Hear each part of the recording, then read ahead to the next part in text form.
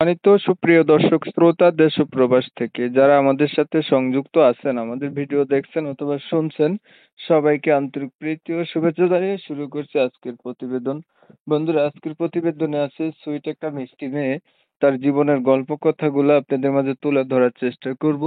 আপনাদের হাতে যদি সময় থাকে ভিডিওটা না টেনে কন্টিনিউ করেন, বুঝতে পারবেন ওনার প্রতিবেদনে আসার কারণ সম্পর্কে জানতে পারবেন। কথা না বাড়িয়ে পরিচয় করাইতেছি।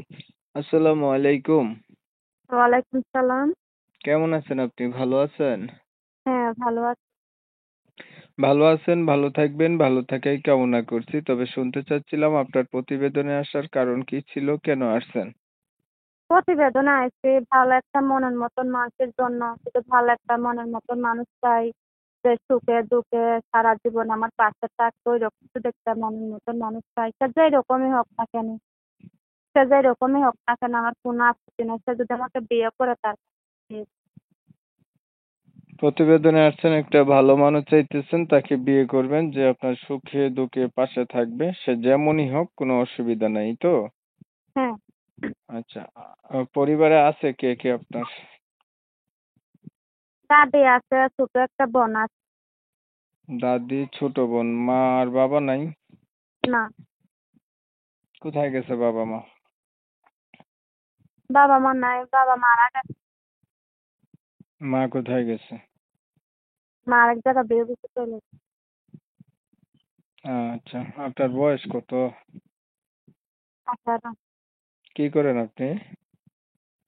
আমি বাচ্চা বাড়িতে কাজ করি। লেখাপড়া করেন নাই? না, আমি লেখাপড়া করে নাই। ছোটকালে তো বাবা মারা গেছে। মা আরেক জায়গায় বিয়ে করতে চলে গেছে। কিভাবে লেখাপড়া করব? আগে আর প্রতিবেদন করছিলেন?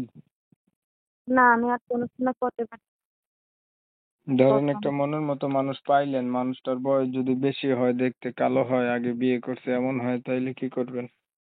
সে যেরকমই হোক না কেন আমার কোনো আপত্তি নেই। সে যদি আমার সুখের দুঃখে পাশে থাকে তারকেই বিয়ে করব। ছবি যেটা পাঠাইছেন এটা আপনার? হ্যাঁ, আমি। ঠিক আছে, আপনি ভালো থাকবেন। আপনার বিষয়টা আমি ক্লিয়ার করে দিচ্ছি। প্রিয় দর্শক শ্রোতা, শুনছিলেন এই যে কথা বলছিলাম, মেয়েটা প্রতিবেদনে আসছে, ভালো একটা মনের মতো মানুষ চায়।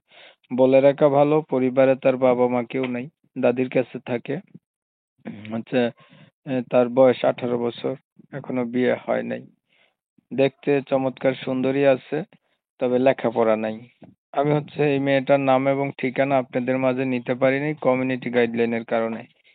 যারা এনার সম্পর্কে জানতে চান, নাম ঠিকানা, সরাসরি এনার নাম্বারে আপনারা ফোন দিবেন, যোগাযোগ করবেন। এনার নাম্বার আমি ভিডিওর স্ক্রিনে দিছি।